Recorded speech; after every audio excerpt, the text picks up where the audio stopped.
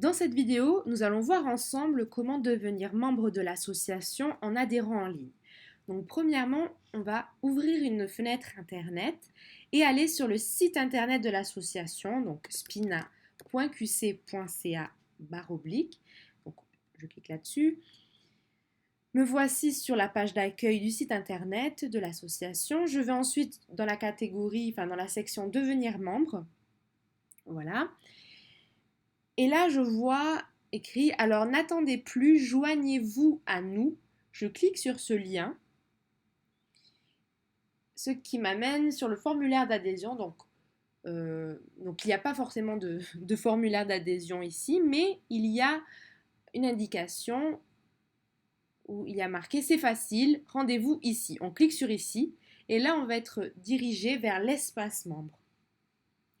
Donc comme vous pouvez le voir, il y a 4 étapes avant de confirmer l'adhésion. La première étape, c'est de choisir le type d'adhésion. Donc, dépendamment de votre situation, vous allez pouvoir choisir le type d'adhésion qui vous correspond le mieux. Donc si vous êtes une personne qui décide de devenir membre, vous pouvez aller sur adhésion individuelle. Si vous adhérez en tant que famille, vous êtes une famille qui souhaite adhérer à l'association, vous pouvez choisir adhésion familiale. Vous avez aussi la possibilité d'adhérer à la fois pour Spina Bifida Hydrocéphalie Québec et pour Mémo Québec. Donc c'est une adhésion conjointe. Ça vous permet d'adhérer pour les deux associations en même temps. Et vous pouvez aussi choisir le statut membre de soutien. Donc pour cet exemple, je vais choisir l'adhésion individuelle. Une fois que j'ai coché mon adhésion, je clique sur suivant en bas à droite. Et là, j'arrive à l'étape 2 qui est l'inscription. Donc je vais d'abord écrire mon adresse électronique. Donc assurez-vous de choisir une adresse électronique que vous utilisez fréquemment. Mon nom c'est Margot. Alors je vais écrire une adresse courriel pour vous donner un exemple. Voilà. Ensuite, je choisis la langue de correspondance. Donc pour ma part, c'est le français. Donc j'ai coché sur français. Et là, je dois créer un mot de passe. Alors, préférablement, choisissez un mot de passe à 8 caractères avec au minimum une majuscule, des lettres minuscules, un ou plusieurs chiffres. Donc à vous de décider. Ça peut être un mot aussi que vous connaissez mais qui ne soit pas trop simple non plus. Et je vous invite aussi à l'écrire ailleurs pour pouvoir le garder si jamais vous voulez vous reconnecter, que vous puissiez l'avoir et ne pas l'oublier. Voici, donc là je confirme le mot de passe.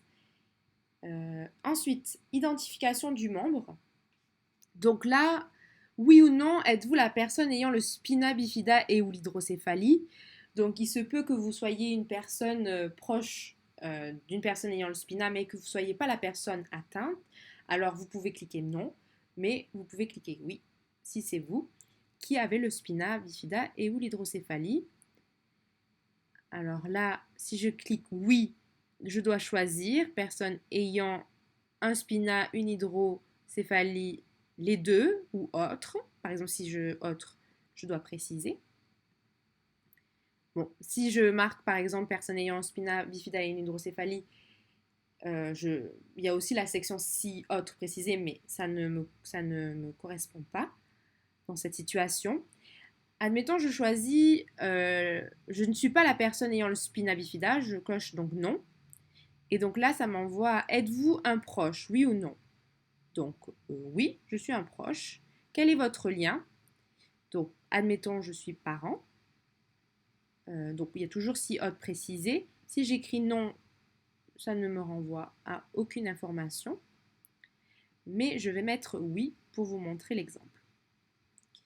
Ensuite, il y a l'information de la personne ayant le spina bifida et ou hydrocéphalie par la suite. Donc là, je dois écrire le nom de la personne qui présente le spina bifida. Il se peut que ça soit moi, ou ça peut être la personne pour qui je suis le proche.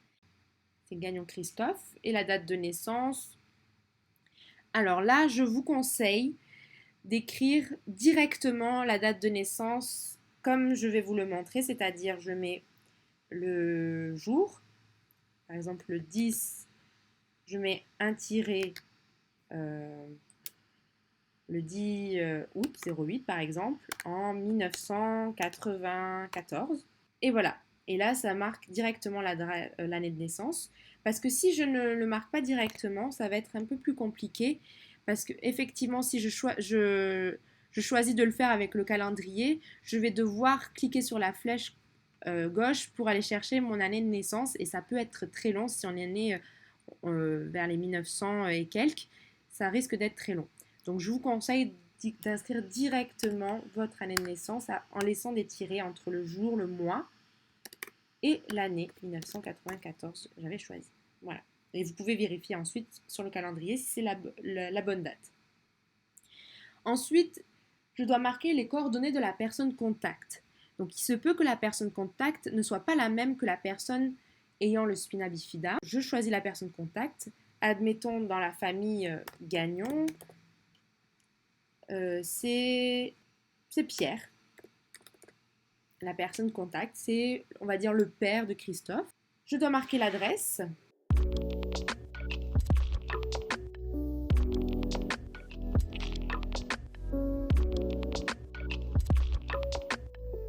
Maintenant, on arrive dans les informations complémentaires. Donc, c'est important de marquer, d'inscrire les informations ici aussi pour qu'on ait quand même une idée du profil de nos membres. Donc, quel type de spina bifida avez-vous? Donc, vous ou la personne qui présente le spina bifida, si c'est votre, admettons si vous êtes le père, mais votre enfant ou la mère, peu importe votre lien, mais il faut indiquer le type de spina avec ou sans hydrocéphalie. Donc, assurez-vous de cocher juste un des deux, hein, parce que sinon ça rentre en contradiction. Avec hydrocéphalie, dans cet exemple, je choisis hydrocéphalie. Et vous vous déplacez, donc là vous avez un menu déroulant quand vous cliquez dessus. Alors, vous avez plusieurs possibilités. Par exemple, à l'aide d'un fauteuil roulant pour parcourir de longues distances. Admettons que Christophe se déplace en fauteuil roulant pour les longues distances. Vous arrivez maintenant dans les privilèges dédiés aux membres, donc c'est-à-dire que nous avons développé des services exclusivement dédiés aux membres. Donc là, vous avez la possibilité de choisir oui ou non si certains services vous intéressent. Donc le premier service, il s'agit du bulletin d'information trimestriel Le Spinnaker. Donc oui, est-ce que oui ou non vous souhaitez le recevoir? Si oui, en quel format? Format papier ou numérique? Donc moi je choisis numérique. Ensuite, vous avez la possibilité d'appartenir à un groupe d'entraide pour échanger autour d'une thématique et trouver collectivement des solutions aux enjeux traversés. Donc, est-ce que c'est une activité qui vous intéresse? Oui ou non? Si vous écrivez oui, nous allons ensuite, au moment où on va recevoir votre inscription, votre adhésion, on va avoir cette information et on va pouvoir vous recontacter par la suite pour préciser avec vous ce service, si c'est quelque chose qui vous intéresse vraiment, et vous donner toutes les informations nécessaires pour y participer. C'est la même chose pour les autres services. Par exemple, si vous souhaitez, on vous propose une aide, notamment par exemple, vous avez la possibilité d'être aidé pour remplir des documents ou pour toute autre tâche. Donc vous indiquez la tâche qui vous intéresse, si c'est quelque chose qui vous intéresse comme service, ou vous avez aussi la possibilité de choisir un autre domaine dans lequel vous souhaitez être aidé. Vous pouvez en choisir plusieurs. Et puis aussi, vous avez la possibilité, dans un autre sens, d'aider une autre personne. Donc, il suffit de choisir aussi pour quelle tâche vous souhaitez aider. Alors, généralement, ne choisissez pas la même tâche pour laquelle vous souhaitez être aidé, sinon ça rentre un peu en contradiction. Et puis, vous pouvez aussi choisir un autre domaine. Si vous êtes, par exemple, voilà, vous êtes doué en cuisine et que vous souhaitez, vous serez ravi de partager vos talents culinaires avec une autre personne, vous pouvez le marquer. C'est un exemple. Et le dernier service que l'on vous propose, c'est de prendre régulièrement de vos nouvelles. Donc, c'est-à-dire que c'est l'équipe de l'association qui se charge de vous appeler de temps en temps, dépendamment de ce que l'on va convenir ensemble, pour prendre de vos nouvelles.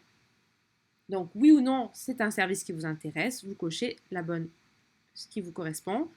Par exemple, dans cet exemple, je vais mettre non, ça ne m'intéresse pas. Donc c'est important de me donner une réponse pour qu'on puisse quand même être au courant parce que si vous oubliez de le mettre, on ne sait pas si c'est oui ou non ou si vous avez oublié, donc c'est bien de le mettre. Et ensuite la dernière section, c'est les commentaires et les suggestions. Donc par exemple ici, vous pouvez aussi préciser si jamais vous n'avez pas pu préciser dans certaines questions votre situation, vous pouvez donner toutes les informations complémentaires ici. Vous pouvez aussi donner des suggestions d'ateliers qui vous intéressent, par exemple partager autour d'un film avec d'autres membres.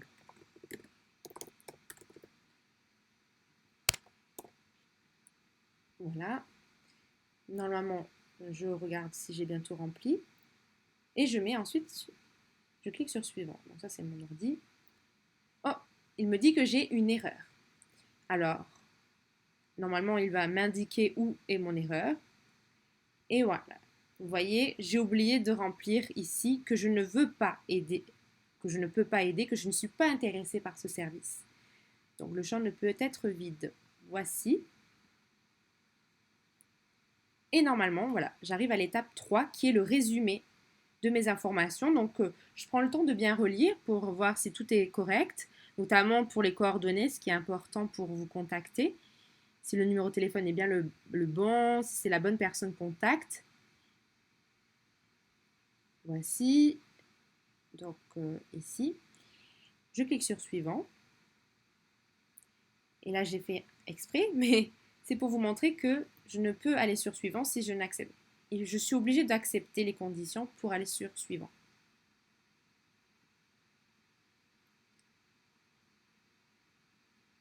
Et j'arrive à la quatrième étape, le moment de paiement. Alors, vous avez deux choix. Soit vous payez directement avec votre carte de crédit, soit par chèque ou virement Interac. Donc, pour carte de crédit, vous écrivez le nom qu'il y a sur votre carte. Donc,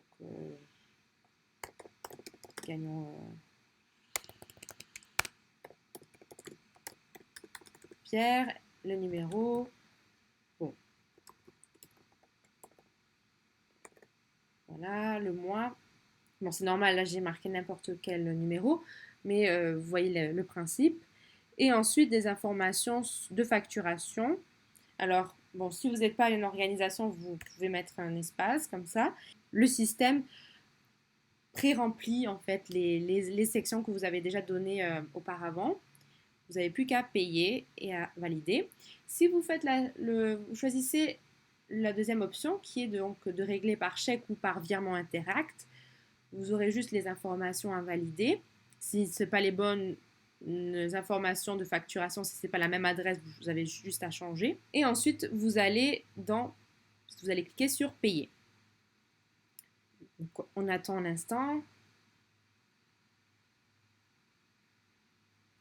Et là, j'arrive à la cinquième étape qui est la confirmation. La transaction est complétée.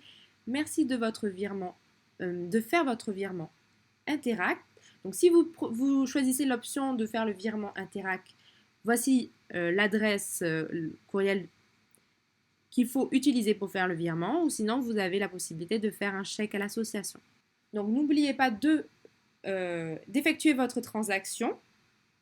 Dans tous les cas, nous, on va recevoir votre demande, enfin votre demande d'adhésion avec le statut. Donc on va avoir indiqué si oui ou non vous avez payé. Vous pouvez aller voir votre statut, votre profil. Donc voici, là vous arrivez dans votre profil que vous avez créé. Et ce qui est vraiment intéressant, c'est que vous n'aurez pas à le recréer, à le créer à chaque année. Vous l'avez fait une fois et vous l'aurez pour tout le temps. Il suffira juste de réviser les informations dans votre formulaire. Si jamais vous avez changé d'adresse, on vous invite à aller à changer les informations, à mettre à jour votre adresse, les coordonnées. C'est important pour nous pour qu'on puisse rester en contact avec vous. Donc là, vous avez le récapitulatif de toutes vos adhésions. Donc là, vous pouvez voir que vous êtes en attente de paiement parce que vous n'avez pas encore effectué le paiement. Mes transactions, donc vous avez le récapitulatif également, que vous êtes en attente de paiement de 20$ pour votre adhésion individuelle. Vous avez aussi la possibilité de changer, de modifier votre mot de passe. En parlant de mot de passe, si jamais vous oubliez votre mot de passe pour rentrer dans votre espace, ne paniquez pas, envoyez-nous un message et nous, on aura la possibilité de vous envoyer un mot de passe, un nouveau mot de passe temporaire. Vous allez pouvoir aller dans votre espace, dans modifier mon mot de passe et vous allez pouvoir entrer le mot de passe temporaire que l'on a créé pour vous parce que vous avez oublié votre mot de passe et ensuite changer le mot de passe temporaire par un nouveau mot de passe et enregistrer. Donc maintenant, si jamais vous souhaitez retourner dans votre espace membre, je vous propose d'aller directement sur le site internet de l'association dans la section devenir membre. Donc joignez-vous à nous, c'est une façon de faire et allez ici. Donc là, vous allez être redirigé dans l'espace membre. Mais bien sûr que là, vous n'allez pas refaire la même procédure. Vous allez aller dans J'ai déjà un compte. Quand vous cliquez ici, vous avez juste à vous reconnecter. Donc vous entrez votre adresse courriel avec laquelle vous êtes inscrit et le mot de passe. Si je me souviens bien, j'avais créé celui-ci et se connecter. Et voici, vous êtes dirigé vers votre espace perso. Et donc là, vous avez toutes les informations nécessaires pour votre adhésion. Et voilà.